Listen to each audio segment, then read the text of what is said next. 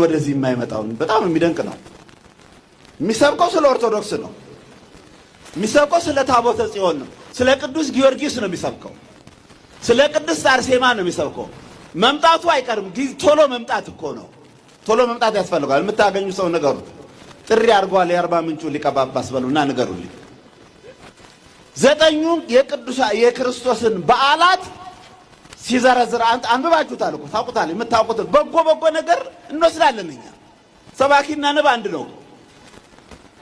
በጎ ነገር ነው የተናገረው። ዘጠኙን የክርስቶስ በዓላት በዝርዝር አስቀምጦታል።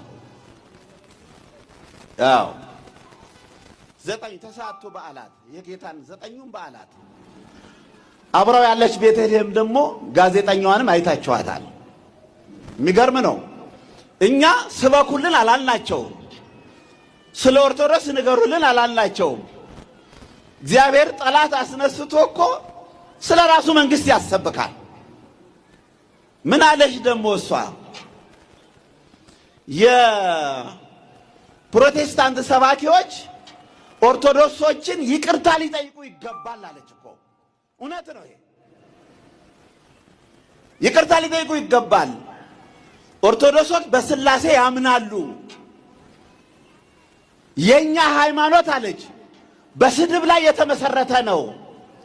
ኦርቶዶክስን የሚያጥላላ ሌላ ጋም ሰብኬዋለሁ። ይሄን ነገር እውነቱን ነው የምንነጋገረው። እነዚህ ሰዎች ይመጣሉ ብዬ ተስፋ አደርጋለሁ። ዝም ብሎ እኮ ሰው አይናገርም። ከመሬት ተነስቶ እዚህ ውስጥ እርሾ ሳይኖረው አይናገርም። አዎ ኦርቶዶክሶችን እየሰደብን ነው የመጣ ነው። እያጥላላን ድንግል ማርያምን ቅዱሳኑን እያጥላላን ነው የመጣው የኛ ሃይማኖት አለች። እውነት ነው። ስድብ ነው። እውነት ነው። እና የፍየል ቁርጥ ከተማ ውስጥ የሚበሉ የኛ ሰባኪያን ጥሬ የሚቆረጥሙ ገዳም ያሉትን መነኮሳት መንቀፍ አይችሉም ማለት ነው። እውነት ነው።